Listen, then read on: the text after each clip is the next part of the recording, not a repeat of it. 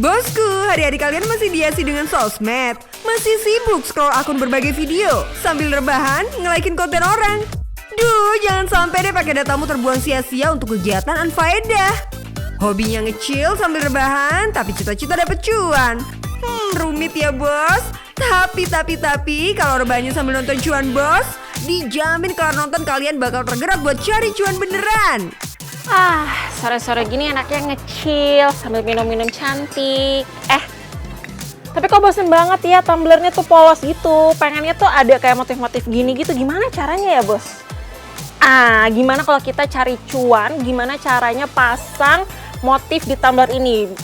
Cuannya dapat, keindahannya juga dapat. Let's go bosku! Gimana bosku, udah bingung belum cari cuan dari tumbler sama daun? Gimana sih maksudnya? Sini kita perjelas.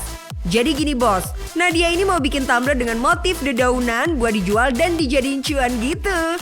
Nah, kita bisa menggunakan metode ekoprint untuk bikin tumblernya. Jududu, padahal ekoprint kan biasa dipakai buat bikin motif di kain ya. Emang bisa diaplikasikan di tumbler? Tentu bisa dong. Namanya juga ide bisnis, makin kreatif, makin inovatif, peluang cuannya juga makin lebar. Next step udah pasti kita butuh yang namanya dedaunan. Dapatnya dari mana? Kalau Nadia sih ngeramban ya bos. Satu lagi nih catat, nggak semua daun bisa dipakai. Khusus buat ekoprint usahakan pakai daun yang mengandung tanin tinggi.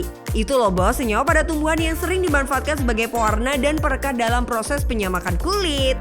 Contohnya gini bos, daun teh hitam itu kandungan taninnya lebih tinggi dibanding teh hijau, makanya warnanya lebih pekat. Jadi kejawab ya kenapa kita butuh tanin, karena kita butuh warna yang pekat untuk ekoprint ini. Nah, ini contoh daun yang kadar taninnya cukup tinggi. Di sini kita pakai daun jarak kepiar, daun truja, red panama, daun ketepeng, daun jarak wulung, eukaliptus, dan daun jati. Terus butuh apa lagi nih Nat? Nah bos, ini dia bahan-bahannya. Ada tumbler, terus juga ada tadi dedaunan yang sudah disebutin sama Nadia. Kemudian ada gunting, ada lakban bening, terus kertas HVS. Tapi kalian bisa menggunakan yang bekas-bekas aja, jadi nggak perlu yang baru-baru. Nah, kalau misalnya tumbler ini kalian bisa beli itu sekitaran harga di 30 sampai 40 ribu, tergantung dari bahannya apa, modelnya apa, dan motifnya juga. Nah bosku, tentunya bukan Nadia dong yang ahli banget dalam membuat semua prakarya atau tumbler ini. Nah, kita panggil aja ya Mbak Astri. Halo Mbak Astri, apa kabar? Alhamdulillah baik, sehat. Mbak Astri, nah aku nih pengen kasih tahu nih sama bos-bos di luar sana gimana asiknya cari cuan dari pembuatan ekoprint ini. Jangan bingung bos, ada alasannya kenapa Nadia petik semua daun meski yang dipakai cuma daun jati.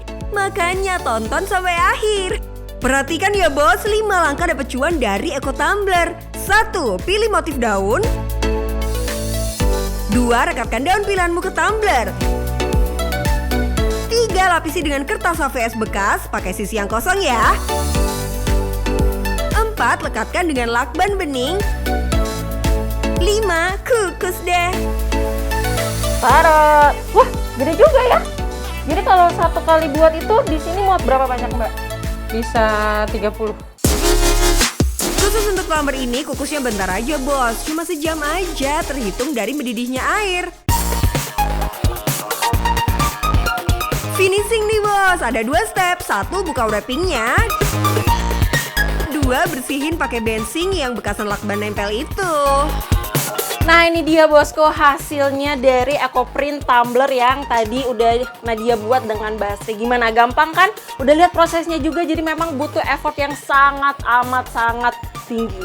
Nah udah tahu kan, kebayangkan cuannya dapat dari mana? Bayangin aja nih bosku, kalau misalnya kalian bisa jual ini dengan harga ya kira-kira 70-80 dengan model yang tadi udah Nadia sebut ya, kira-kira dapat berapa? Sehari 10? Udah berapa ya kan? Seminggu, sebulan, wah.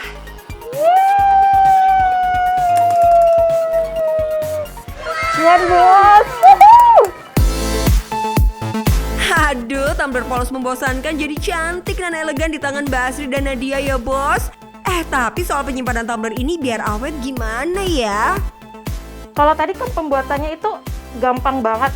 cara merawatnya, apakah segampang cara membuatnya? Perawatannya untuk di tumbler atau di mug karena jatinya sudah melekat, sudah masuk ke pori-pori tumblernya, tidak ada perawatan khusus karena dia sudah tidak akan pudar jejaknya. Voila, look at the earth color, so pretty. Kalau gini kan culnya jadi makin asoy. Jangan lupa lakukan saran Nadia dan Mbak Asri tadi ya bos. Catat semua modal supaya bisa nentuin untung.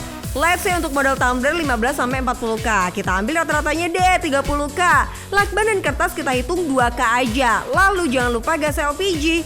Kita hitung 5k karena kukusnya lumayan lama. Dedaunan meski dapat minta atau tanam sendiri tetap harus dihitung ya bos.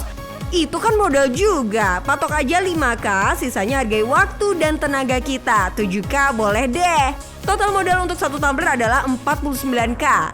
Bosku, karena karya seni tidak bisa semata-mata diukur dengan money, jadi sah saja kalau kalian mau ambil cuan sesuai tingkat kesulitan pembuatan. Saran kita jual aja di harga 70-80k, oke kok. Still worth to buy. Sehari laku 10 aja, cuanmu udah 200k.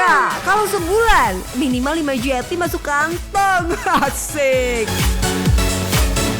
For your info ya guys, kenapa kita contohkan tumbler? Karena itu yang paling gampil aplikasinya untuk pemula yang baru belajar ekoprint. Tapi sebenarnya bisa juga di mug, di tas, kain, bahkan bantal kayak gini. Sih, lucu banget kan? Sekaligus bisa jadi campaign cinta lingkungan. Sungguh jalan cuan dengan nilai plus. Yang penting Cuan bos!